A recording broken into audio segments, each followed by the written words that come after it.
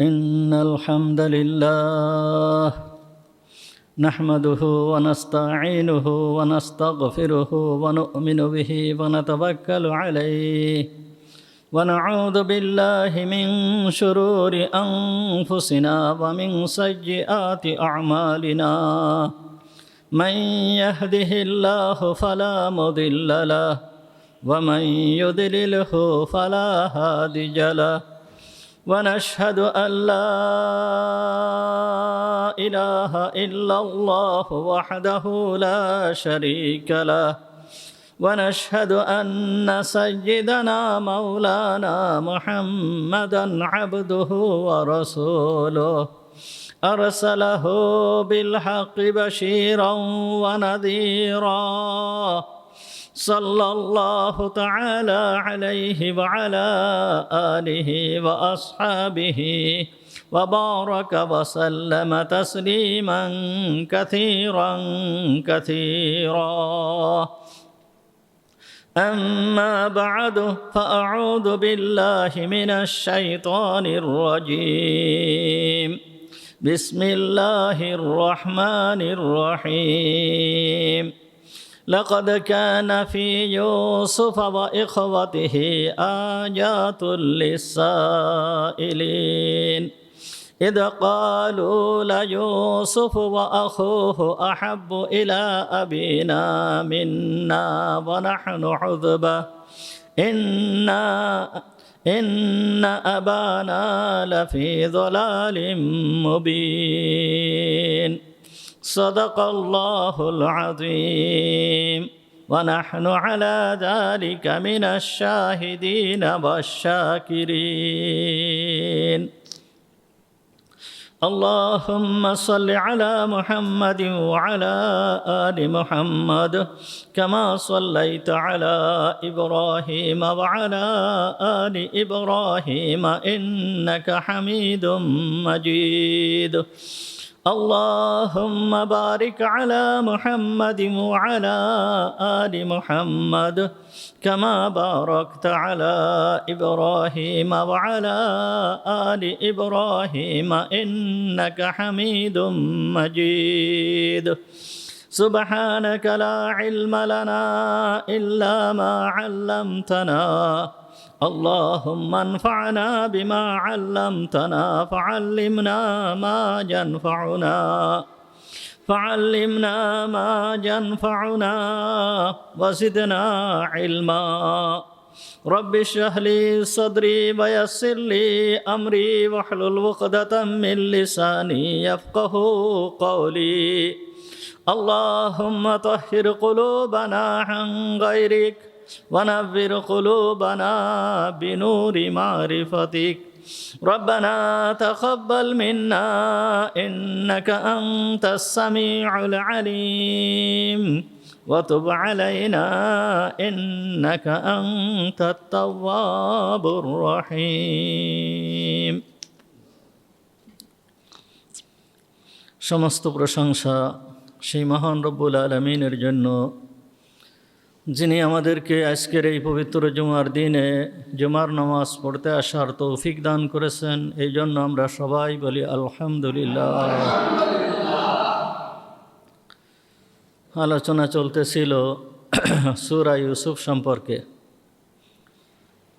আল্লাহ তাআলা সূরা ইউসুফের 7 নম্বর আয়াতের ভিতরে বলতেছেন, লাকাদ কানা ফি ইউসুফা ওয়া ইখওয়াতিহি আয়াতুল লিসাইলিন। অবশ্যই ইউসুফ এবং তার ভাইদের ঘটনার ভিতরে রয়েছে যারা প্রশ্ন করেছে তাদের জন্য শিক্ষা, তাদের জন্য নিদর্শন। গত জুমায় আলোচনা করা হয়েছিল যে আল্লাহ তাআলা সূরা ইউসুফের ভিতরে ইউসুফ আলাইহিস সালাম এবং তার ভাইদের যে ঘটনা, এই ঘটনার ভিতরে শিক্ষণীয় বিষয় রয়েছে। আল্লাহ তাআলা নিজেই কথা বলতেছেন। কুরআনুল কারীম মূলত আমাদের উপদেশ গ্রহণের জন্য, আমাদের শিক্ষা গ্রহণের জন্যই আল্লাহ তাআলা আমাদেরকে দিয়েছেন। তারপরে সূরা ইউসুফের এই ঘটনাকে আল্লাহ তাআলা নিজেই বলতেছেন যে এর ভিতরে শিক্ষণীয় বিষয় রয়েছে। গতদিন আলোচনা করা হয়েছিল কয়েকটা বিষয়। তার ভিতরের একটা বিষয় হচ্ছে যে মুহাম্মাদুর রাসূলুল্লাহ সাল্লাল্লাহু আলাইহি ওয়াসাল্লাম হিজরতের পূর্বে যেই সময় মক্কার কুরাইশদের দ্বারা বিভিন্নভাবে নির্যাতিত হতে থাকেন, ঠিক সেই সময়ই এই সূরা ইউসুফ আল্লাহ তাআলা অবতীর্ণ করেছেন। অবতীর্ণ করে মুহাম্মাদুর রাসূলুল্লাহ সাল্লাল্লাহু আলাইহি ওয়াসাল্লামকে এই উপদেশ দিচ্ছেন যে ইউসুফ আলাইহিস সালামের ভাইয়েরা যেই রকম তার ইউসুফের সঙ্গে বিরোধিতা করেছিল, বিরোধিতা করার এক পর্যায়ে তাকে মেরে ফেলার সিদ্ধান্ত নিয়েছিল, কিন্তু তারা মেরে ফেলতে পারে নাই। আমার যেই নীতি রয়েছে, আল্লাহ তাআলা বলতেছেন যে আমার যেই নীতি রয়েছে সেই নীতি, আমার যে বিধান রয়েছে সেই বিধান এইটা কার্যকারী হবেই। সুতরাং তারা মারার বহু চেষ্টা করেছে, মারতে পারে নাই। কিন্তু ইউসুফ আলাইহিস সালামের অনেক কষ্ট ভোগ করা লাগছে, বহুত কষ্ট স্বীকার করা লাগছে। কষ্ট স্বীকার করার পরে ৬০ বছর পরে যে তার সেই স্বপ্ন বাস্তবায়িত হয়েছে। তা ঠিক স্বপ্ন যখন বাস্তবায়িত হয়েছে, তার স্বপ্ন কী ছিল? যে আল্লাহ তাআলা ইউসুফ আলাইহিস সালামকে নবী বানাবেন, মিশরের বাদশাহী দান করবেন, তাকে গভীর জ্ঞানের অধিকারী করবেন। এই যে স্বপ্ন ইউসুফ আলাইহিস সালাম ছোটোবেলায় দেখেছিল, এইটা বাস্তবায়িত হয়েছে ৬০ বছর পরে যায়। কিন্তু তার ভাইয়েরা চেষ্টা করেছিল যে ইউসুফ যেন এই পর্যায়ে পৌঁছাতে না পারে। এর জন্য বহু রকম চেষ্টা তারা করেছিল, মেরে ফেলানোর জন্য ষড়যন্ত্র করেছিল, কিন্তু তারা পারে নাই। ৬০ বছর পরে যায় যখন এই স্বপ্ন বাস্তবায়িত হয়েছিল, এর পরে যায় ভাইয়েরা ইউসুফের কাছে গিয়েছিল। যাওয়ার পরে ইউসুফ আলাইহিস সালামের কাছে ক্ষমা চেয়েছিল। ইউসুফ আলাইহিস সালাম তাদেরকে ক্ষমা করে দিয়েছিলেন। ইউসুফ আলাইহিস সালাম বলেছিলেন, লা তাসরিবা আলাইকুমুল ইয়াওম, তোমাদের উপরে আজকে কোনো অভিযোগ নেই, তোমাদেরকে সাধারণ ক্ষমা করে দেওয়া হলো। ঠিক মুহাম্মাদুর রাসূলুল্লাহ সাল্লাল্লাহু আলাইহি ওয়াসাল্লামকে আল্লাহ তাআলা এইটা বুঝাতে চাচ্ছেন, এই কথা বলতে চাচ্ছেন যে আজ মক্কার লোকেরা তোমার বিরুদ্ধে ষড়যন্ত্র করতেছে। তোমাকে এমনকি ইউসুফ আলাইহিস সালামকে যেইভাবে মেরে ফেলার চেষ্টা করেছিল, তোমাকেও মারার চেষ্টা করবে, তোমাকেও দুনিয়ার থেকে শেষ করে দেওয়ার চেষ্টা তারা করবে, তাদের চেষ্টা অব্যাহত থাকবে। আর হুজুর আকরাম সাল্লাল্লাহু আলাইহি ওয়াসাল্লামের প্রতি ঠিক সেই রকমই করেছিল যে হুজুর সাল্লাল্লাহু আলাইহি ওয়াসাল্লামকে দুনিয়ার থেকে শেষ করে দেবে। ইউসুফ আলাইহিস সালামের সঙ্গে তো ষড়যন্ত্র করেছিল তার ভাইয়েরা, কিন্তু মুহাম্মাদুর রাসূলুল্লাহ সাল্লাল্লাহু আলাইহি ওয়াসাল্লামের সঙ্গে ষড়যন্ত্র করেছিল মক্কার সমস্ত কুরাইশরা মিলে। সমস্ত কুরাইশরা হুজুর সাল্লাল্লাহু আলাইহি ওয়াসাল্লামকে মেরে ফেলার জন্য চক্রান্ত করেছিল, ষড়যন্ত্র করেছিল, কিন্তু কোনো ষড়যন্ত্রের কাজ হয় নাই। হুজুর আকরাম সাল্লাল্লাহু আলাইহি ওয়াসাল্লামকে মারতে পারে নাই। হুজুর আকরাম সাল্লাল্লাহু আলাইহি ওয়াসাল্লাম তাদের এই ষড়যন্ত্র থেকে বের হয়ে মুহাম্মাদুর রাসূলুল্লাহ সাল্লাল্লাহু আলাইহি ওয়াসাল্লাম মক্কায় পৌঁছায় গিয়েছিলেন, মদিনায় পৌঁছায় গিয়েছিলেন। তিনি তাদের ভিতরের থেকে মদিনায় পৌঁছায় গিয়েছিলেন, কড়া পাহারার ভিতর দিয়ে তিনি মদিনায় পৌঁছায় গিয়েছিলেন। তো হুজুর সাল্লাল্লাহু আলাইহি ওয়াসাল্লামকে আল্লাহ তাআলা সাহায্য করবেন, এই যে ওয়াদা রয়েছে, এই সাহায্য একদিন না একদিন আসবেই। আল্লাহ তাআলা সেই কথাই এই সূরার মাধ্যমে জানাতে চাচ্ছেন যে আল্লাহর সাহায্য একদিন না একদিন আসবেই। হক যেটা, এটা প্রতিষ্ঠিত হবেই হবে, এর ভিতরে বিন্দুমাত্র সন্দেহ নাই। যা আল হক ওয়া যাহাকাল বাতিল ইন্নাল বাতিলা কানা যাহুকা। হক এসেছে আর হক প্রতিষ্ঠিত হবেই। হক যখন এসে যায় তখন বাতিল বিলুপ্ত হয়ে যায়, যদিও একটু দেরিতে হয়। সুতরাং হকপন্থী যারা আছে তাদের উপর দিয়ে অনেক কষ্ট, তাদের কষ্ট সহ্য করতে হয়, কষ্ট ভোগ করতে হয়। এরপর আল্লাহ তাআলা অবশ্যই অবশ্যই বিজয় দান করেন, অবশ্যই আল্লাহ তাআলা বিজয় দান করবেন।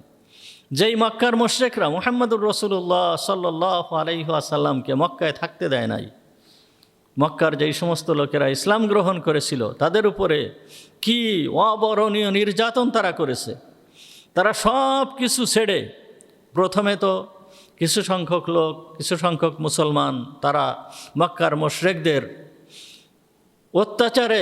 অত্যাচারিত হয়ে এমন নিষ্ঠুর অত্যাচার তারা করেছে, তারা মক্কা ছেড়ে আবিসিনিয়ায় হিজরত করেছে। আবার আবিসিনিয়ায় হিজরত করার পরে কিছুদিন পর আবার ফিরে আসছে। আসার পরেও আবার তাদের উপরে নির্যাতন হয়েছে, তারা আবার দ্বিতীয়বার হিজরত করেছে। তারা মক্কায় থাকতে পারে নাই। এরপরে পরবর্তীতে মক্কায় যেই সমস্ত লোকেরা ছিল, যা মক্কায় যেই সমস্ত মুসলমানরা ছিল, তারা আর মক্কায় অবস্থান করতে পারে নাই। মক্কায় তাদের থাকার জায়গা হয় নাই।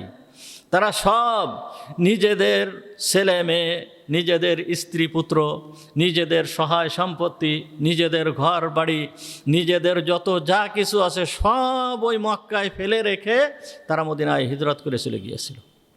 তো এই যে সমস্ত কিছু ত্যাগ করে তারা এইভাবে চলে গিয়েছিল, এইটা কি যেইভাবে তারা মক্কা ছেড়ে চলে গিয়েছিল, তারা যে মক্কায় আর আসতে পারবে, মক্কায় আসবে, এই রকম সম্ভাবনা কি ছিল?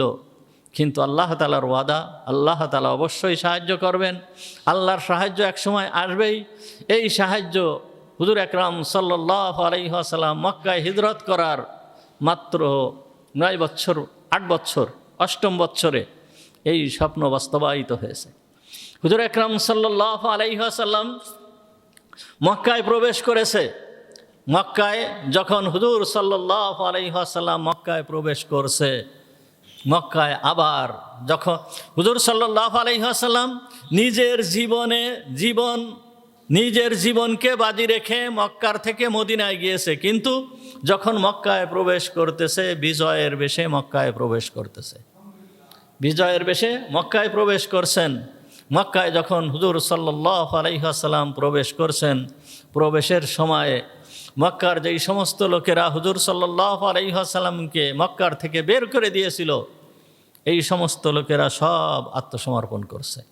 তারা হুজুরের সামনে যুদ্ধ করার সাহস পর্যন্ত পায় নাই।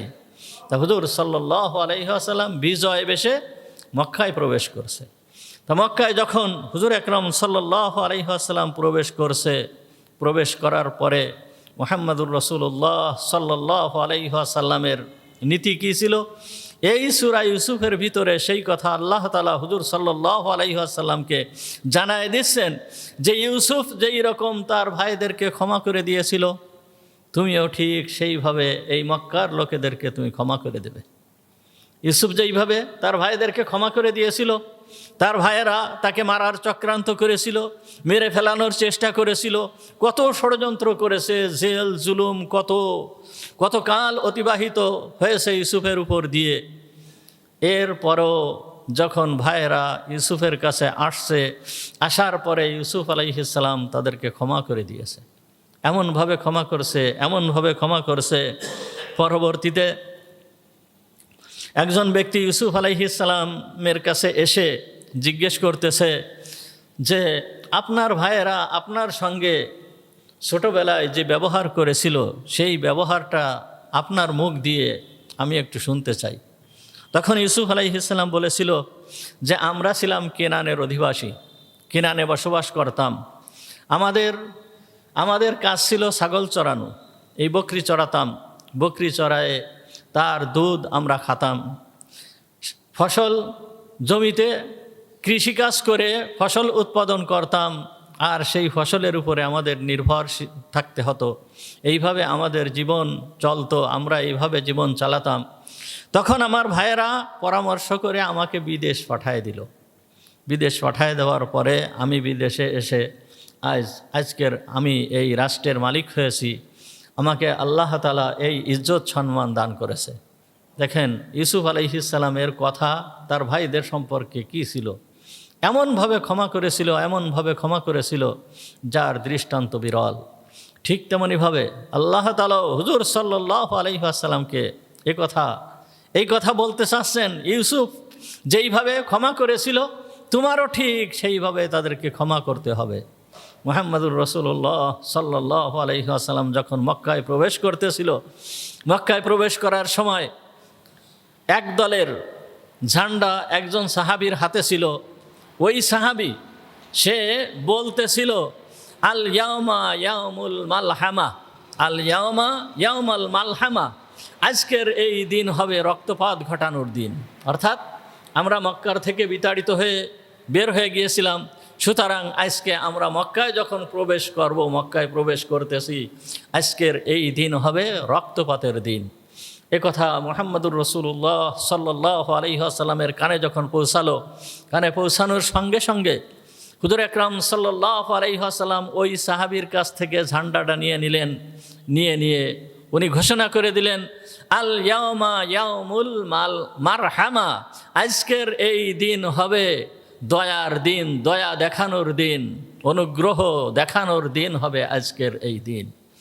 মুহাম্মদুর রাসূলুল্লাহ সাল্লাল্লাহু আলাইহি ওয়াসাল্লাম কীভাবে ক্ষমা করে দিয়েছিলেন। হুজুরের জানের দুশমন যেই আবু সুফিয়ান প্রত্যেকটা যুদ্ধের নেতৃত্ব দিয়েছে, সেই আবু সুফিয়ান পর্যন্ত হুজুর সাল্লাল্লাহু আলাইহি ওয়াসাল্লামের কাছে এসে আত্মসমর্পণ করেছে। হুজুর আকরাম সাল্লাল্লাহু আলাইহি ওয়াসাল্লাম ক্ষমা করে দিয়েছেন। হুজুরের আপন চাচা ওয়াহশী, এই আপন চাচা হামজা রাদিয়াল্লাহু তাআলা আনহু, এই হামজা রাদিয়াল্লাহু তাআলা আনহুর প্রতি হুজুর আকরাম সাল্লাল্লাহু আলাইহি ওয়াসাল্লামের অত্যন্ত ভালোবাসা ছিল। তিনি অত্যন্ত ভালোবাসতেন এই চাচাকে, তিনি দেল দিয়ে ভালোবাসতেন। অত্যন্ত সম্পর্ক ছিল হামজার সাথে, একই বয়সের ছিলেন দুইজন, এই জন্য অনেক সম্পর্ক ছিল। এই হামজা রাদিয়াল্লাহু তাআলা আনহুকে যেই ওয়াহশী এমন নির্মমভাবে তাকে কতল করেছিল, মেরেছিল, হিন্দার আবু সুফিয়ানের স্ত্রী হিন্দার আদেশে, হিন্দা তাকে আদেশ করেছিল, আর ওয়াহশী হামজা রাদিয়াল্লাহু তাআলা আনহুকে কতল করেছিল। এমনভাবে কতল করেছিল, তার শরীর এমনভাবে কেটেছিল যে তার শরীরের কোনো অংশ পরিপূর্ণ ছিল না। একটা কাপড়ের ভিতরে করে কোনো রকম ওই গোশতগুলোকে নিয়ে হামজা রাদিয়াল্লাহু তাআলা আনহুকে দাফন করা হয়েছিল। তার ওই কাপড়ে, তার ওই পোশাকে হামজা রাদিয়াল্লাহু তাআলা আনহুকে দাফন করা হয়েছিল। এইভাবে কেটেছিল, এইভাবে টুকরো টুকরো করে ফেলেছিল। এই টুকরো টুকরোকারী এই হিন্দা এবং ওয়াহশী, এই দুইজন ব্যক্তিকেও মুহাম্মদুর রাসূলুল্লাহ সাল্লাল্লাহু আলাইহি ওয়াসাল্লাম ক্ষমা করে দিয়েছিলেন। কত বড় দয়ালু, কি দয়ার অধিকারী মুহাম্মদুর রাসূলুল্লাহ সাল্লাল্লাহু আলাইহি ওয়াসাল্লাম! কিভাবে ক্ষমা করতে পারেন? এই সমস্ত ব্যক্তিদেরকে কিভাবে ক্ষমা করলেন? ওয়াহশী যেই সময় মক্কা বিজয় হয়ে গিয়েছে, মক্কা বিজয় হওয়ার সঙ্গে সঙ্গে ওয়াহশী পালায় গিয়েছে তায়েফে পালায় চলে গিয়েছে। সে মনে করছে আমার তো আর রেহাই নাই, আজকে মুহাম্মদ যদি আমাকে পায় তাহলে আমাকে টুকরো টুকরো করে ফেলে দেবে, আমার আর রেহাই নাই, আমার এই মক্কায় থাকা আর কখনো কোনোভাবেই সম্ভব হবে না। সে তায়েফে পালায় চলে গিয়েছিল। পালায় যাওয়ার পরে সে ওই তায়েফের মক্কায় যেই সমস্ত ব্যক্তিরা ছিল, তাদের একজন তায়েফে যে ওয়াহশীকে বলতেছে, ওয়াহশী তুমি যে মুহাম্মাদের কাছে যে আত্মসমর্পণ করো, তোমাকে মুহাম্মদ ক্ষমা করে দেবে। সে অত্যন্ত দয়ালু লোক, তুমি যাও, যে তার কাছে যে আত্মসমর্পণ করো। ওয়াহশী ঠিক আসলো, এসে মুহাম্মদুর রাসূলুল্লাহ সাল্লাল্লাহু আলাইহি ওয়াসাল্লামের কাছে এসে আত্মসমর্পণ করলো। যখনই আত্মসমর্পণ করেছে তখন হুজুর আকরাম সাল্লাল্লাহু আলাইহি ওয়াসাল্লাম তাকে ক্ষমা করে দিয়েছেন। ওয়াহশী ইসলাম ধর্ম গ্রহণ করেছে। ইসলাম গ্রহণ করার পরে হুজুর আকরাম সাল্লাল্লাহু আলাইহি ওয়াসাল্লাম ওয়াহশীকে বলল, ওয়াহশী তুমি আমার সামনে আসবা না, তুমি আমার সামনে আসবা না। তুমি যখন আমার সামনে আসো তখন আমার চাচার কথা মনে পড়ে যায়। আমার চাচার কথা মনে পড়ে গেলে আমার অন্তরে ব্যথা আসে, আর আমার এই ব্যথাটা তোমার জন্য ক্ষতির কারণ হয়ে দাঁড়াবে। সুতরাং তুমি আমার সামনে আসবা না, তুমি আমার পিছনে থাকবা, পাশে থাকবা, কিন্তু তুমি আমার সামনে আসবা না। তো ওয়াহশী হুজুর আকরাম সাল্লাল্লাহু আলাইহি ওয়াসাল্লামের সামনে আসে নাই, কিন্তু সে মনে মনে ধারণা করেছিল মুহাম্মদুর রাসূলুল্লাহ সাল্লাল্লাহু আলাইহি ওয়াসাল্লাম আমার প্রতি যে অসন্তুষ্ট হয়েছে, এই অসন্তুষ্টকে আমি সন্তুষ্টিতে পরিণত করার চেষ্টা করব।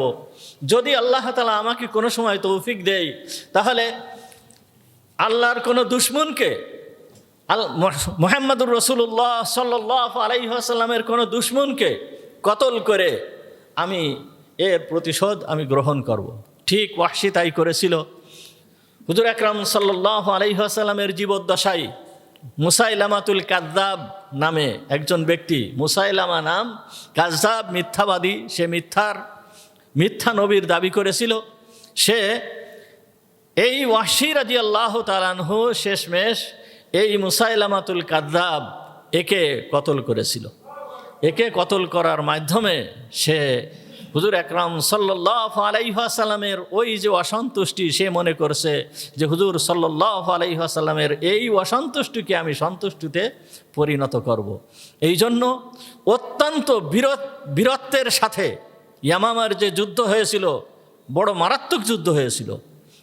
এই যুদ্ধে এই মুসাইলামাতুল কাযযাবের সঙ্গে যেই যুদ্ধ হয়েছিল মুসলমানদের, মুহাম্মদুর রাসূলুল্লাহ সাল্লাল্লাহু আলাইহি ওয়াসাল্লামের ইন্তেকালের পরে হযরত আবু বকর সিদ্দিক রাদিয়াল্লাহু তাআলা আনহুর জামানায় এসে বারবার যুদ্ধে মুসলমানরা হেরে যাচ্ছে, পিছিয়ে যাচ্ছে, কিছুই করতে পারতেছে না।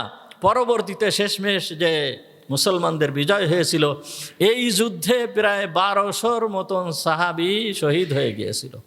হাফেজে কোরআন, কারিউল কোরআন প্রায় 1200 মতন সাহাবী শহীদ হয়ে গিয়েছিল এই ইয়ামামার যুদ্ধে।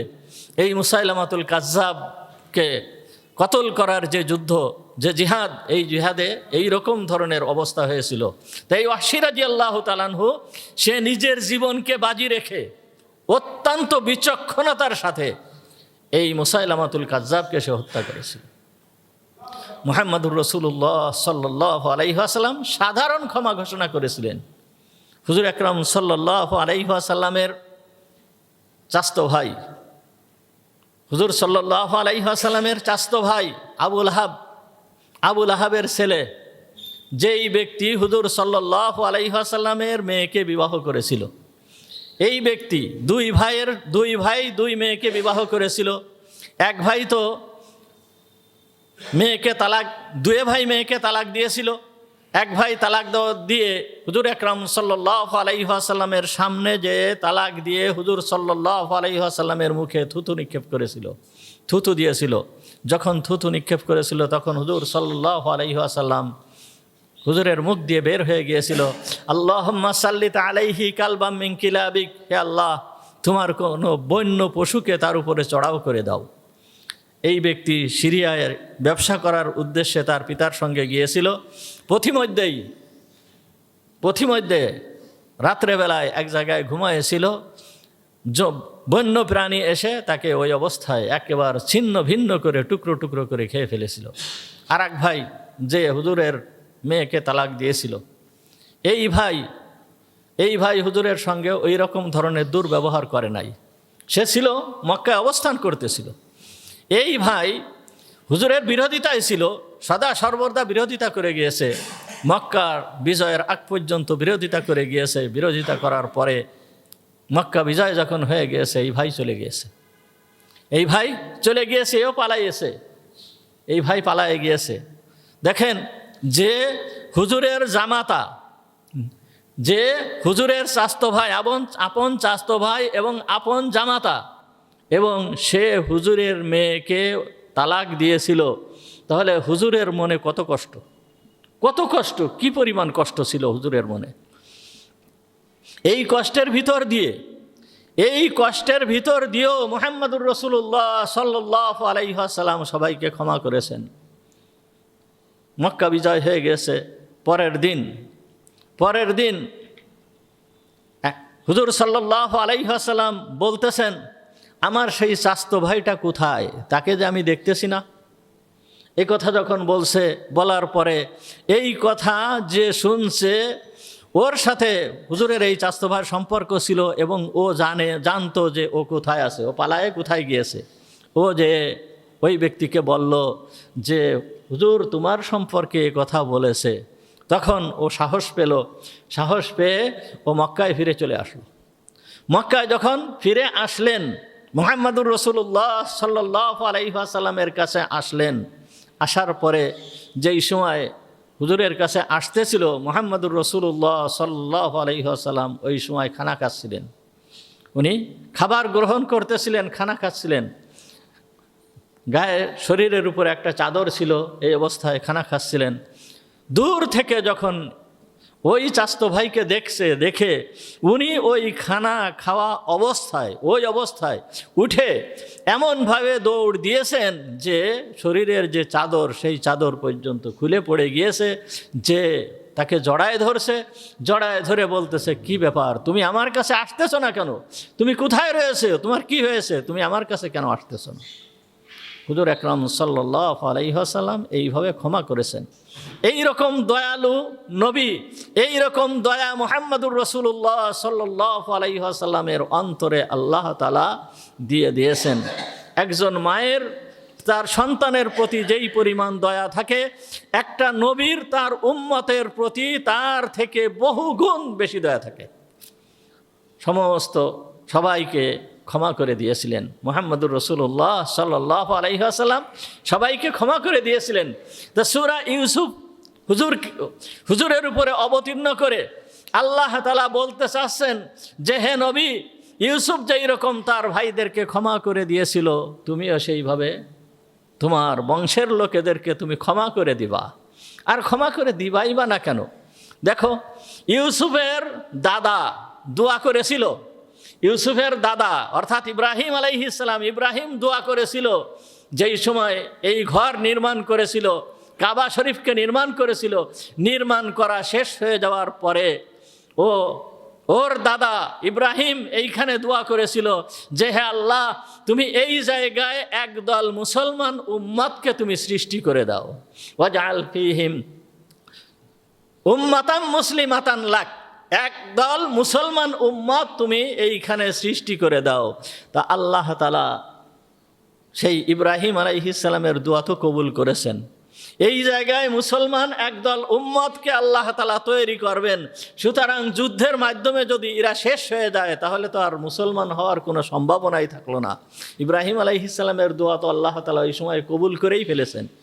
এই জন্য এই মক্কার লোকেদের ঈমান নসিব হয়েছিল, মুহাম্মদুর রাসূলুল্লাহ সাল্লাল্লাহু আলাইহি ওয়াসাল্লাম তাদেরকে ক্ষমা করে দিয়েছিল। এই কথার ভিতর দিয়ে আরও এই আল্লাহ তাআলা যে বলতেছেন, ইউসুফ এবং তার ভাইদের ঘটনার ভিতরে নসিহাত রয়েছে, শিক্ষণীয় বিষয় রয়েছে। একটা তো যারা নেককার লোক তাদের জন্য শিক্ষণীয় বিষয় যে যারা হকের পরে থাকবে, আল্লাহ তাআলা তাদেরকে জয়ী করবেন, তাদের বিজয় দিবেন, যদিও একটু দেরিতে হয়। এটা আল্লাহ তাআলার বিধান, এটা আল্লাহ তাআলার নির্ধারিত বিধান। আল্লাহ তাআলা অবশ্যই তাদেরকে জয়ী করবেন, হক সদা সর্বদা জয়ী হবেই হবে, আল্লাহ তাআলা জয়ী করবেন। কিন্তু একটু ধৈর্য ধারণ করতে হবে, একটু ধৈর্য ধারণ করতে হবে। অনেক সময় দেখা যায় যে আমরা যারা মুসলমান আছি তারা আল্লাহর কাছে অনেক দোয়া করে থাকি, বিভিন্ন রকম দোয়া করে থাকি। আমাদের উপরে জুলুম হয়, নির্যাতন হয়, তখন এই জুলুম নির্যাতনের থেকে বাঁচার জন্য আমরা আল্লাহর কাছে দোয়া করি। দোয়া করার পরে দেখা গেল কি যে 2 দিন, 3 দিন, 4 দিন, 1 সপ্তাহ, 1 মাস, 1 বছর পর্যন্ত দোয়া করলাম। দোয়া করার পরে মনে করি যে আমার এই দোয়া আর কবুল হলো না, আল্লাহ তাআলা আমার এই দোয়াকে কবুল করতেছেন না। এরকম নিরাশ হওয়া যাবে না। আল্লাহ তাআলা পরিষ্কারভাবে বলতেছেন, উদউনি আস্তাজিব লাকুম, তোমরা আমার কাছে দোয়া করো, আমি তোমাদের দোয়াকে কবুল করব। আল্লাহ দোয়াকে কবুল করবেন, আল্লাহর ওয়াদা, আল্লাহ পরিষ্কার ওয়াদা করতেছেন। কিন্তু কবুল হতে গেলে হয়তো একটু দেরিও হয়, কবুল হতে গেলে একটু দেরি হয়।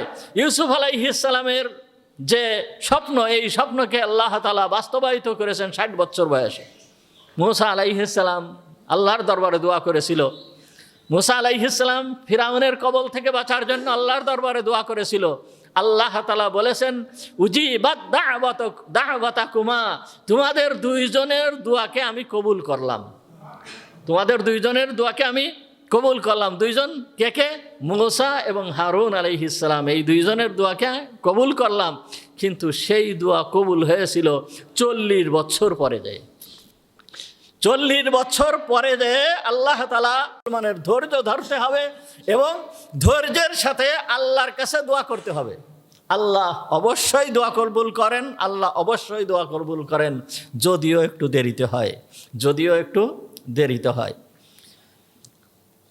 আরও নসিহাত রয়ে গিয়েছে যে আল্লাহর দ্বীনের সঙ্গে, আল্লাহর নবীর সঙ্গে, কোরআনের সঙ্গে, হাদিসের সঙ্গে যেই সমস্ত ব্যক্তিরা বিরোধিতা করে, এই সমস্ত বিরোধিতাকারীদের জন্য কঠোর হুঁশিয়ারি রয়েছে, কঠোর হুঁশিয়ারি রয়েছে। ইউসুফ আলাইহিস সালামের এই ঘটনার ভিতরে রয়েছে যে তার ভাইয়েরা ইউসুফের সঙ্গে কত বিরোধিতা করেছে, কিভাবে বিরোধিতা করেছে। ইউসুফ আলাইহিস সালাম ছোট, সে বয়সে ছোট, একেবারে বালক, তার বয়স মাত্র 12-13 বছর, একা ইউসুফ। আর ভাইয়েরা হচ্ছে 10 জন, প্রত্যেকেই শক্তিশালী, তাকে মেরে ফেলার চক্রান্ত করেছে, কত কি করেছে, কিন্তু কিছুই করতে পারে নাই। সুতরাং হকের বিরোধিতা যারা করে তাদের জন্য নসিহাত হচ্ছে যে হকের বিরোধিতা করে কিছুই করা যায় না, হকের বিরোধিতা করে কোনো কিছুই করা যায় না, বরঞ্চ হকের বিরোধিতা করে নিজের ধ্বংস নিজেই ডেকে আনতে হয়। এ কথা এই ইউসুফ আলাইহিস সালাম এবং তার ভাইদের ঘটনা থেকে আল্লাহ তাআলা আমাদেরকে সেই উপদেশ দিচ্ছেন যে হকের বিরোধিতা করে তাদের ধ্বংস অবশ্যই অনিবার্য, অবশ্যই তাদের ধ্বংস হবেই হবে, এর ভিতরে বিন্দুমাত্র সন্দেহ নেই। তাই যেই সমস্ত ব্যক্তিরা হকের বিরোধিতা করবে তারা যেন হকের বিরোধিতা না করে, তারা যেন এর থেকে ফিরে আসে, তারা যেন ফিরে আসে। তারা যদি ফিরে আসে, তারা যদি তওবা করে, আল্লাহ তাআলা তাদের তওবাকে কবুল করবেন। যেহেতু তারাও তো আল্লাহর বান্দা, আল্লাহ তাআলা তাদের তওবাকে কবুল করবেন, তাদেরকে আল্লাহ তাআলা ক্ষমা করে দিবেন। এই হকের বিরোধিতা করে কোনো কিছুই করা যায় না, কোনো কিছুই করা যায় না, সে সফল হতে পারে না। দুনিয়াতে যত ঘটনা ঘটেছে, আজ যদি তাকানো হয়, সমগ্র বিশ্বের দিকে তাকানো হয়, আদম আলাইহিস সালাম থেকে নিয়ে আজ পর্যন্ত, এই পর্যন্ত হকের বিরোধিতা যারা করেছে তারাই ধ্বংস হয়েছে, তারাই ধ্বংস হয়েছে, তারা টিকে থাকতে পারে নাই। এই জন্য যারা হকের বিরোধিতা করবে তারা টিকে থাকতে পারবে না, কখনোই টিকে থাকতে পারবে না। বিশেষ করে আমাদেরকে আল্লাহ তাআলা এ কথা বলতে চাচ্ছেন এই সূরা ইউসুফ অবতীর্ণ করে।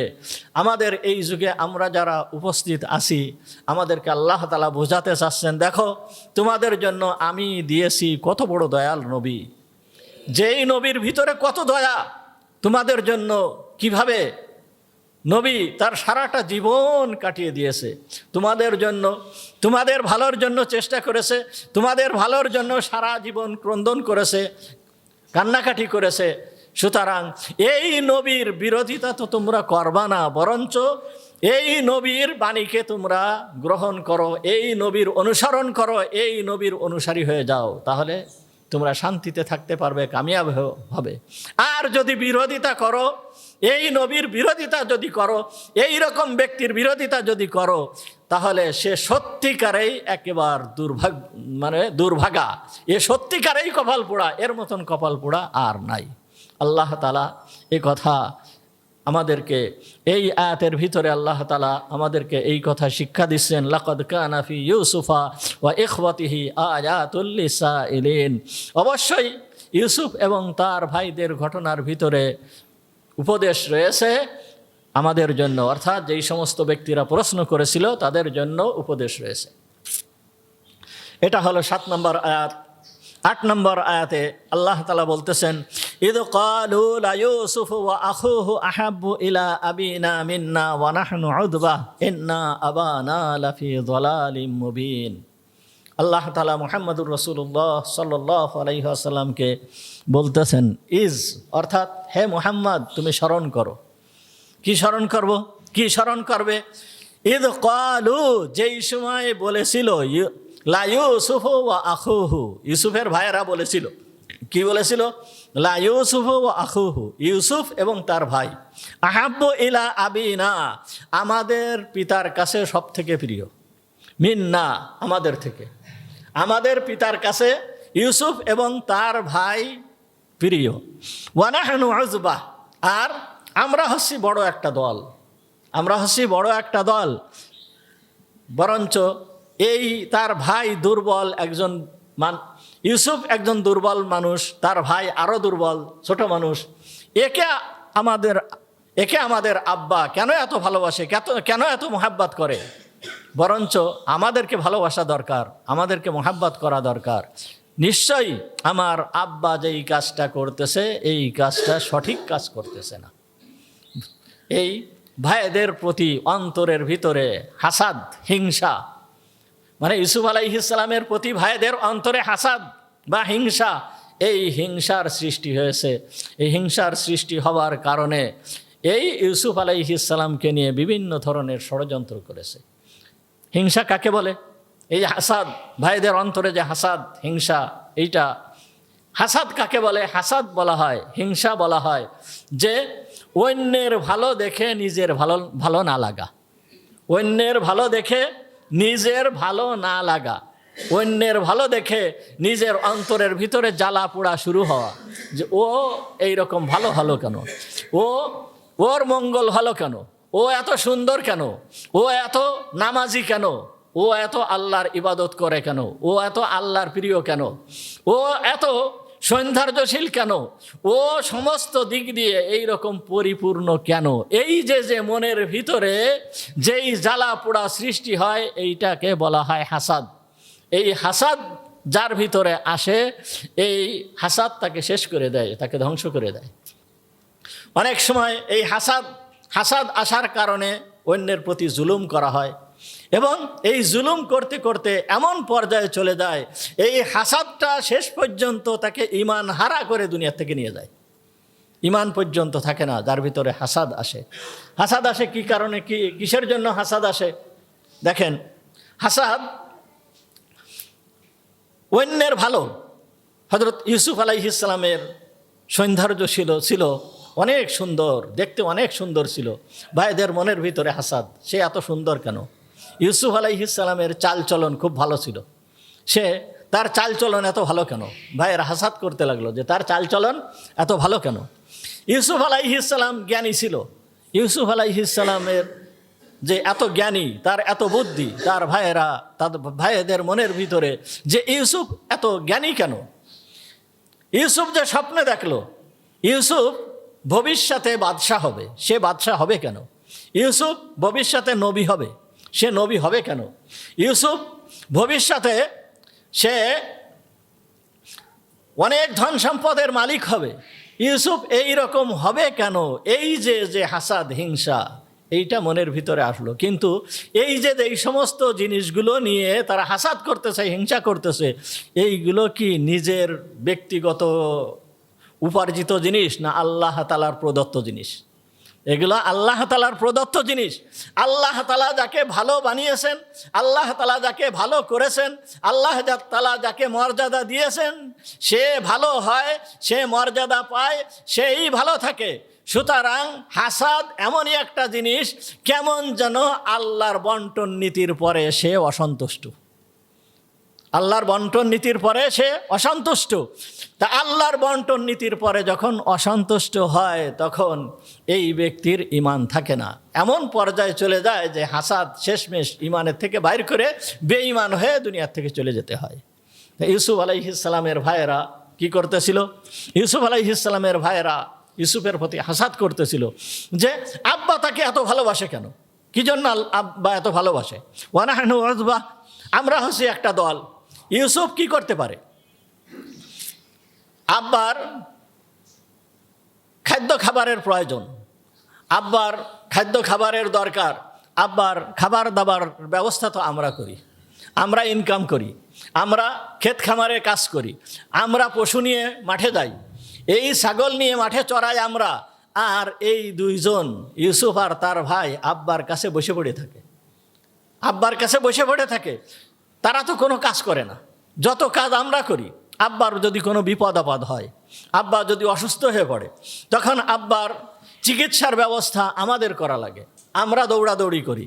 আব্বার উপরে যদি কোনো বিপদ আপদ আসে, এই জঙ্গলের ভিতরে যদি আব্বার উপরে কোনো কিছুতে আক্রমণ করে, তখন আমরা 10 ভাই সেই আক্রমণকে প্রতিহত করি। তাহলে আব্বার যত উপকার সব কিছুই আমরা করতে থাকি, কিন্তু আব্বা ভালোবাসে ইউসুফকে আর তার ভাইকে। সুতরাং এইটা আব্বা যে এই ধরনের কাজ করতেছে, এই কাজটা আব্বার জন্য অযৌক্তিক, এইটা যুক্তিসঙ্গত ব্যাপার নয়। দেখেন, ইসলামের কোনো বিষয়ে কিন্তু অযৌক্তিক নেই। ইসলামের যত বিষয় আছে, আল্লাহর যত বিধান আছে, সমস্ত বিধানগুলো যৌক্তিক। অযৌক্তিক কোনো বিধান আল্লাহ তাআলার কোনো বিধান অযৌক্তিক নেই। কিন্তু অনেক বিষয় আছে যেইগুলো আমরা আমাদের এই ক্ষুদ্র জ্ঞানে আমরা ধরতে পারি না, আমাদের জ্ঞানে এইগুলো ধরা পড়ে না, আমরা এগুলো বুঝতে পারি না। না বুঝে আমরা বলি কি অযৌক্তিক। এই অযৌক্তিক কথা আমরা বলে থাকি। দেখেন, ফজরের নামাজ কয় রাকাত? 4 রাকাত। জোহরের নামাজ 12 রাকাত। জোহরের নামাজ 12 রাকাত, 10 রাকাতই ধরেন।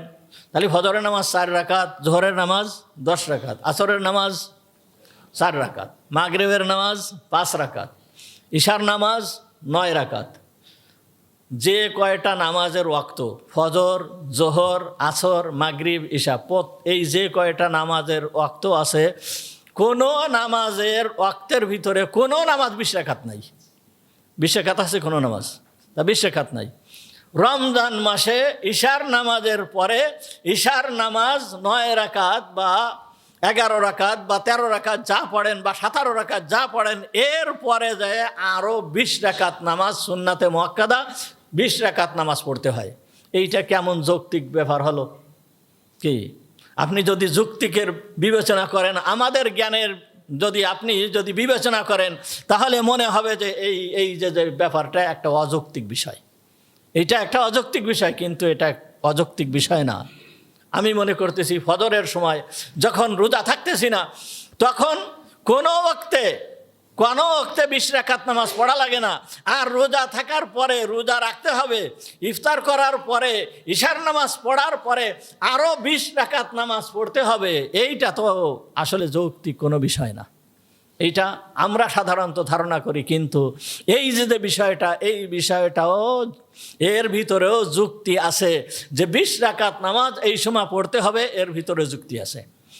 আশরাফ আলী থানভী রহমাতুল্লাহি আলাইহি এই বিষয়ে লিখছেন যে মানুষ রোজা রাখার পরে, রোজা আল্লাহ তাআলার একটা ইবাদত, রোজা আল্লাহ তাআলার একটা ইবাদত, এই ইবাদতটা না খেয়ে থাকতে হয়। না খেয়ে থাকার পরে যখন ইফতার করা হয়, ইফতার করার পরে ওই ব্যক্তির শরীরে প্রচণ্ড ক্লান্তি আসে, অত্যাধিক ক্লান্তি চলে আসে ইফতার করার সঙ্গে সঙ্গে। ইফতার করার সঙ্গে সঙ্গে একটু পরে যদি সে আবার খানা খায় বা অন্য কোনো কিছু খায়, এই ক্লান্তি কিন্তু দূর হয় না, ক্লান্তি আরও বেড়ে যায়। খানা খাওয়ার পরেও আরও ক্লান্তি বেড়ে যায়। আশরাফ আলী থানভী রহমাতুল্লাহি আলাইহি বলেন, এই ক্লান্তিকে দূর করার জন্য একমাত্র উপায় হচ্ছে ওই সময় আরও 20 রাকাত নামাজ আদায় করা। ওই সময়ে যদি আরও 20 রাকাত নামাজ আদায় করে, তাহলে ওই ব্যক্তির ক্লান্তি দূর হয়ে যায়, ওই ব্যক্তির শরীরে আর ক্লান্তি থাকে না। সুতরাং এইটা যৌক্তিক, এই যে 20 রাকাত নামাজ, এটা কি যৌক্তিক বিষয়। সুতরাং এই যে আল্লাহ তাআলা যেই সমস্ত বিষয় আমাদেরকে দিয়েছেন, যেই আল্লাহর যেই সমস্ত আহকাম আমাদেরকে দিয়েছেন, এগুলো সব যৌক্তিক বিষয়। কিন্তু ইউসুফ আলাইহিস সালামের ভাইরা বলতেছে কি এইটা অযৌক্তিক। আব্বা আমাদেরকে ভালোবাসবে, ইউসুফকে ভালোবাসে কেন? এইটা হচ্ছে কি অযৌক্তিক। দেখেন তারা যে অযৌক্তিক বলতেছে, এই অযৌক্তিক বলাটা কি ঠিক হয়েছে? অযৌক্তিক বলা কি ঠিক হয়েছে? ইয়াকুব আলাইহিস সালাম তার এই ছেলেকে ভালোবাসতে পারে, কারণ এই ছেলে হচ্ছে ছোট ছেলে। কি এই ছেলে ছোট ছেলে? সাধারণত ছোট যে হয় তার প্রতি একটু মায়া মমতা বেশি হয়। আর অন্তরের যে মায়া মমতা, অন্তরের এই মায়া মমতার জন্য মানুষ দায়ী না। এইটা আল্লাহ তাআলার সৃষ্টিগত ব্যাপার। এইটা যার পরে আল্লাহ তাআলা যেই দিকে দেন সেই দিকে হয়ে যায়, এইটা মানুষের হাত নেই। অন্তরের ভিতরের মায়া মমতা, এইটার ভিতরে মানুষের হাত নেই। কিন্তু বন্টনের ভিতরে আপনার হাত রয়েছে। আপনার একজনকে বেশি ভালো অন্তর দিয়ে একজনকে বেশি ভালোবাসেন, এক ছেলেকে বেশি ভালোবাসেন, কিন্তু বন্টনের ক্ষেত্রে বন্টন সমান হতে হবে। এক ছেলেকে বেশি দেওয়া হবে আর এক ছেলেকে কম দেওয়া হবে, এই রকম হতে পারবে না, এই রকম হবে না। মুহাম্মদুর রাসূলুল্লাহ সাল্লাল্লাহু আলাইহি ওয়াসাল্লামের 9টা স্ত্রী ছিল। হুজুর আকরাম সাল্লাল্লাহু আলাইহি ওয়াসাল্লামের 9টা স্ত্রী ছিল। এই 9টা স্ত্রীর ভিতরে 9টা স্ত্রীর ভিতরে মুহাম্মদুর রাসূলুল্লাহ সাল্লাল্লাহু আলাইহি ওয়াসাল্লাম আয়েশা সিদ্দিকা রাদিয়াল্লাহু তাআলা আনহাকে বেশি ভালোবাসতেন। অন্তরের টান আয়েশা সিদ্দিকা রাদিয়াল্লাহু তাআলা আনহার উপরে ছিল। তার বহুত কারণ ছিল এবং কারণগুলো যৌক্তিক ছিল।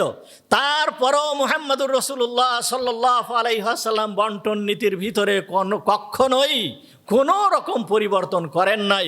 সবাইকে সমানভাবে দেখে গেছেন, সবার সাথে সমান ব্যবহার করে গেছেন, সবার সাথে সমান আচরণ করে গেছেন। হযরত আয়েশা সিদ্দিকা রাদিয়াল্লাহু তাআলা আনহা বলেন, কানা রাসূলুল্লাহ সাল্লাল্লাহু আলাইহি ওয়াসাল্লাম ইয়াকসিমু বাইনা নিসাই ফায়াদিলু। হযরত আয়েশা সিদ্দিকা রাদিয়াল্লাহু তাআলা আনহা, যাকে হুজুর সাল্লাল্লাহু আলাইহি ওয়াসাল্লাম বেশি ভালোবাসতেন, এই আয়েশা সিদ্দিকা রাদিয়াল্লাহু তাআলা আনহা বলতেছেন যে কানান নবী সাল্লাল্লাহু আলাইহি ওয়াসাল্লাম ইয়াকসিমু বাইনা নিসাইহি ফায়াদিলু। এই স্ত্রীদের ভিতরে সমানভাবে সমস্ত কিছু বন্টন করতেন। বন্টন করার পর সুম্মা ইয়াকুল, অতঃপর উনি বলতেন, আল্লাহুম্মা হাদা ফি'লি, হে আল্লাহ এইটা হচ্ছে আমার কাজ, ফিমা আমলিকু, যা আমার আয়াতে আছে, আমি যার মালিক, এই বন্টন নীতি এইটা আমার হাতে আছে, আমি এইভাবে বন্টন করলাম। ফালা তালুমনি ফিমা তামলিকু ওয়ালা আমলিকু, হে আল্লাহ তুমি আমাকে ধরপাকড় করে না ওই বিষয়ে যেই বিষয়টা আমার হাতে নাই, যেই বিষয়টা তোমার হাতে, এই বিষয়ে তুমি আমাকে ধরপাকড় করে না। অর্থাৎ আন্তরিক টান হযরত আয়েশা সিদ্দিকা রাদিয়াল্লাহু তাআলা আনহার পরে প্রতি ছিল। এইটা স্বাভাবিক ব্যাপার, এইটা কারোর হাত না, এইটা আল্লাহ তাআলা অন্তরের থেকে সৃষ্টি করে দেন। কিন্তু বন্টন নীতি ঠিক হতে হবে। ইয়াকুব আলাইহিস সালামের অবস্থাও ঠিক তেমনই ছিল। ভাইদের সঙ্গে, ওই ছেলেদের সঙ্গে যেই রকম আচরণ করতেন, ইউসুফ আলাইহিস সালামের সঙ্গেও এবং তার ভাইয়ের সঙ্গেও ওই রকম একই ধরনের আচরণ করতেন। কিন্তু আন্তরিক টান তো ছোট ছেলের প্রতি হওয়াটা স্বাভাবিক। আর একটা হচ্ছে যে এই ছেলে ইউসুফ আলাইহিস সালাম এবং তার ভাই, এদের মা মারা গেছে ছোটবেলায়। তো যেই ছেলের মা মারা গিয়েছে, যেই ছেলের মা নাই, এই ছেলের প্রতি পিতার ভালোবাসা তো একটু বেশি থাকে, কি বেশি থাকে না? যেই ছেলের মা নাই, যেই ছেলের বাপ নাই, যেই ছেলের মা থাকে না, যেই ছেলের বাপ থাকে না, এই ছেলে বা এই মেয়ে যাদের পিতা মাতা নাই, সমগ্র দুনিয়ার সমস্ত মায়া মমতা যদি তাদেরকে ঢেলে দেওয়া হয়, তাদের উপরে ঢেলে দেওয়া হয়, তবু মা বাপের স্নেহ আর মায়া মমতার সমান কখনোই হবে না। মা বাপের যে স্নেহ এবং মায়া মমতা, এর সমান কখনোই হবে না, কখনোই হবে না। একটা সন্তান, একজন ব্যক্তির একটা সন্তান, একটা ছেলে বা একটা মেয়ে দেখেন রাস্তায় পড়ে থাকে, একেবারে বিশ্রী দেখতে, তার কোনো যোগ্যতা নেই, সে হাঁটতে পারে না, চলতে পারে না, অন্ধ, এই রকম একটা সন্তান কোনো একটা মায়ের বা কোনো একটা বাপের এই রকম একটা সন্তান আছে, ওই মায়ের কাছে বা ওই বাপের কাছে যে আপনি বলেন তো দেখি, আপনাকে এই সন্তানটার পরিবর্তে সুন্দর একটা সন্তান দেওয়া হবে, আপনি কি এই সন্তানটাকে আমাকে দিয়ে দেবেন ভালো একটা সন্তান নিয়ে? ওই মা বাপ কখনোই রাজি হবে না, কখনোই রাজি হবে না। সুতরাং মা বাপের যে স্নেহ এবং মায়া মমতা, এইটার তুলনা সারা দুনিয়ার মায়া মমতার সাথে তুলনা চলবে না, এ কখনোই সমান হতে পারে না। তা যেই সন্তানের মা মারা গিয়েছে, এই সন্তানটাকে ইয়াকুব আলাইহিস সালাম ভালোবাসে, এইটা অন্তর দিয়ে ভালোবাসে, অন্তর দিয়ে তাকে ভালোবাসে, এইটা অযৌক্তিক কোনো কিছু না। কিন্তু তার ভাইয়েরা বলতেছে কি এইটা অযৌক্তিক, এইটা বাপ আমাদের পিতা যে এইরকম কাজ করে, এটা হচ্ছে কি অযৌক্তিক। তাছাড়াও ইউসুফ আলাইহিস সালাম যে নবী হবে, এ কথা আল্লাহ তাআলা হযরত ইয়াকুব আলাইহিস সালামকে জানাই দিয়েছিল। তো যেই ব্যক্তি নবী হবে, সেই ছেলের প্রতি মায়া মমতা বেশি থাকতেই পারে। সুতরাং এই সমস্ত ব্যাপার নিয়ে এই যে ভাইয়েরা যে ইউসুফ আলাইহিস সালামের প্রতি তাদের হিংসা, এই হিংসাটা মোটেও ভালো ছিল না, এই হিংসাটা মোটেও ভালো ছিল না। সুতরাং এ কথা আল্লাহ তাআলা আমাদেরকে কথা বোঝাতে চাচ্ছেন যে হিংসা যদি কারোর অন্তরের ভিতরে আসে, এই হিংসা মানুষকে ধ্বংস করে দেয়, হিংসা মানুষকে ধ্বংস করে দেয়। হিংসা কি? মনে রাখতে হবে হিংসা কি, অন্যের ভালো দেখে আমার মনের ভিতরে জ্বালা পোড়া শুরু হয়ে যায় যে ওই ব্যক্তি এত ভালো কেন, ওই ব্যক্তির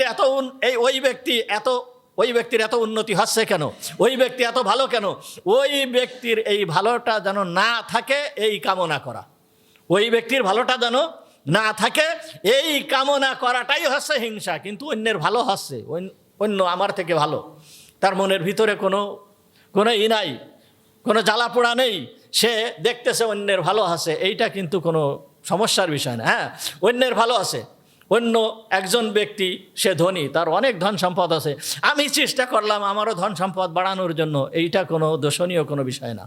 কিন্তু দোষণীয় কখন, যে অন্যর ভালো দেখে আমার অন্তরে জ্বালা পোড়া এসে যায়, অন্যের ওই ভালো আমার ভালো লাগে না, তখন আমি চেষ্টা শুরু করে দেই যে ওকে কি করে ধ্বংস করা যায়, ওকে কি করে শেষ করা যায়, এই সমস্ত ব্যাপার নিয়ে তখন আমরা চেষ্টা শুরু করে দিই। আর এই ব্যাপার যখন শুরু হয়ে যায় তখন কিন্তু এমন পরিস্থিতির সৃষ্টি হয়ে যায় যে শেষমেশ এমন পর্যায়ে চলে যায় যে আমি বললাম যে আল্লাহর বন্টন নীতির পরে সে কি হয়ে যায়, অসন্তুষ্ট হয়ে যায়।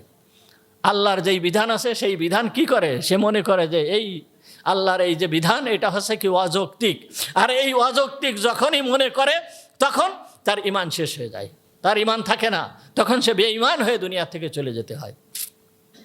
একটা ঘটনা আছে, মৌলানা আশেক ইলাহি বলন্দ শহরি, ওনার একটা কিতাব আছে, ওই কিতাবের নাম আছে মরনে কে বাদ ক্যা হোগা। এই কিতাবের ভিতরে একটা ঘটনা আছে যে একজন আলেম ছিল, সেই আলেম সে কিন্তু আলেম, এই ব্যক্তি আলেম, সে মনে করত যে ফরজ গোসল, শীতকালে ফরজ গোসল করতে হয়, এই যে ফরজ গোসল করাটা ইসলামের যে বিধান, ফরজ গোসল করা, ফরজ গোসলের সময় একেবারে মাথার তালুর থেকে নিয়ে পা পর্যন্ত, চুলের গুড়া পর্যন্ত এই যে সমস্ত জায়গায় ধুতে হয়, এই বিধানটা অযৌক্তিক, এইটা যুক্তিসঙ্গত না। বরঞ্চ খ্রিস্টান ধর্মের যেই বিষয়, যেই জায়গায় নাপাক লাগবে সেই জায়গায় ধুয়ে ফেলে দিলেই পাক হয়ে যাবে, ওদের ওই বিষয়টা যৌক্তিক, এইটা সে মনে করত। এই মনে করছে কিন্তু এইটে দেখেন আল্লাহর বিধান অযৌক্তিক মনে করছে এইটে, সে কিন্তু আলেম, সব কিছুকে মেনে নেছে, সে রোজা থাকতেছে, সে নামাজ পড়তেছে, সে সমস্ত কিছু করতেছে, শুধুমাত্র একটা বিধান সম্পর্কে তার ধারণা কি, ইসলামের যেই বিধান, এই বিধানটা কি অযৌক্তিক, যুক্তিসঙ্গত নয়। এই ধারণা করার পরে এই আলেম মারা গেল। মারা যাওয়ার পরে তাকে কবর দেওয়া হলো। কবর দেওয়ার পরে কোনো কারণবশত ওই কবরকে খোঁড়া হলো, কোনো কারণবশত ওই কবরকে পুনরায় খোঁড়া হলো। কবর দেওয়ার পরে হয়তো কিছু সময় পরে বা একদিন বা 2 দিন পরে যায় ওই কবর খোঁড়া হলো। যখন কবর খোঁড়া হয়েছে, কবর খোঁড়ার পরে দেখা গেল কি ওই কবরের ভিতরে ওই আলেমের লাশ নেই, ওই জায়গায় ওই কবরের ভিতরে একজন খ্রিস্টান মহিলার লাশ। তখন ওই খ্রিস্টান মহিলাও পরিচিত মহিলা, যে কি ব্যাপার, এই খ্রিস্টান মহিলার লাশ এখানে আসলো কেন, এই খ্রিস্টান মহিলার লাশ এখানে কিভাবে আসলো। তখন ওই খ্রিস্টান মহিলার যে মারা গিয়েছিল তার বাড়িতে যে খোঁজ নেওয়া হলো যে ও কবে মারা গিয়েছে এবং তাকে কোথায় কবর দেওয়া হয়েছে। যখন খোঁজ নেওয়া হলো তখন বলল যে ওই আলেমও যেই দিন মারা গিয়েছে এই মহিলাও ঠিক সেই দিন মারা গিয়েছে, তাকে এই বাড়ির পাশে অমুক জায়গায় কবর দেওয়া হয়েছে। তখন এরা বলল যে ঘটনা তো এই, আমাদের অমুক আলেমকে ওইখানে কবর দেওয়া হয়েছিল, কিন্তু সেই কবরের ভিতরে আলেমের লাশ নেই, আমরা দেখতেছি তোমাদের মেয়ের লাশই ওই কবরের ভিতরে। তা তোমরা যদি একটু অনুমতি দাও তাহলে ওই কবরটা খুঁড়ে দেখা যাক যে আসলে তোমার মেয়ে কি ওই কবরের ভিতরে আছে কি নেই। তখন তারা অনুমতি দিল। অনুমতি দেওয়ার পরে দেখা গেল কি ওই কবর খোঁড়া হলো। ওই কবর খোঁড়ার পরে দেখা গেল কি যে ওই আলেমের লাশ এই খ্রিস্টান মহিলার কবরের ভিতরে, আর এই খ্রিস্টান মহিলার লাশ চলে গেছে ওই আলেমের কবরের ভিতরে। ওই আলেমের বাড়িতে যায় খোঁজ নেওয়া হলো। খোঁজ নেওয়ার পরে তার বাড়িতে যায় জিজ্ঞেস করা হলো যে ইনার আমল কেমন ছিল। তখন বলতেছে ইনার আমল খুবই ভালো ছিল, অনেক ইবাদত গুজার ছিল, কিন্তু ওনার একটা বিধান, এই বিধানটা ওনার কাছে ভালো লাগতো না। এই শেষ বিরাই বলতে থাকতো যে এই শরিয়াতের এই বিধানটা, ইসলামের এই বিধানটা অযৌক্তিক। দেখেন, তা এই একটা বিধান, এইটাকে অযৌক্তিক মনে করার কারণে সে তার ঈমান হারা হয়ে সে বেঈমান হয়ে দুনিয়ার থেকে চলে গিয়েছে। আর ওই মহিলা সদা সর্বদা বলতে থাকতো যে ইসলামটাই আসলে প্রকৃত ধর্ম, ইসলামই সঠিক ধর্ম। এই রকম ধরনের মনে করতে করতে এমন অবস্থা হয়েছে যে মৃত্যুর আগে আল্লাহ তাআলা ওকে ঈমান নসিব করে ওই মুসলমান বানায় ওকে মৃত্যু দিয়ে দিয়েছে। সুতরাং ইসলামের যে কোনো একটা বিধানকে যদি অযৌক্তিক মনে করা হয়, তাহলে এটা কি থাকে না, অনেক সময় এমন পর্যায়ে পৌঁছে যায় যে ঈমান থাকে না। সুতরাং ইসলামের যে কোনো বিষয়ে এইটা আমাদের সব সময় মনে রাখতে হবে যে সমস্ত বিষয়গুলো কি যৌক্তিক, এইগুলো আল্লাহ তাআলা আমাদেরকে দিয়েছে, এটা মান্য করতে হবে। আপনাদেরকে আগে ইবলিসের ঘটনা শোনানো হয়েছে। ইবলিস সে কি পরিমাণ আল্লাহর ইবাদত করেছে, কত বড় আলেম ছিল, মাত্র একটা হুকুম মানে নাই, শুধুমাত্র একটা হুকুম মানে নাই, আল্লাহর হুকুম উসজুদু, সিজদা করো, সে একটা সিজদা করে নাই, সম্পূর্ণ সব কিছুই বাতিল হয়ে গিয়েছে। সুতরাং ইসলামের সমস্ত বিধান কি যৌক্তিক। সুতরাং ইউসুফ আলাইহিস সালামের ভাইয়েরা যে বলতেছে আব্বা যে এই তার ভাই ইউসুফকে এবং তার ভাইকে বেশি ভালোবাসে, এইটা হচ্ছে কি অযৌক্তিক। কিন্তু এই বিষয়টা অযৌক্তিক নয়, এইটা হচ্ছে কি যৌক্তিক, বরঞ্চ তোমরা যেই ধারণা করতেছো এইটা হচ্ছে কি অযৌক্তিক। ওয়া আখিরু দাওয়ানা আলহামদুলিল্লাহি রাব্বিল আলামিন। আমরা যারা সুন্নাত নামাজ